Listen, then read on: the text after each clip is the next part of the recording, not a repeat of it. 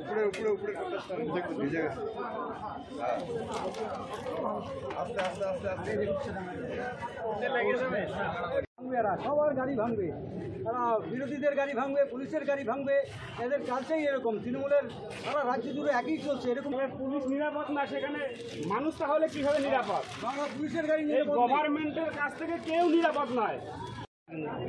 পিছনে লাগিয়ে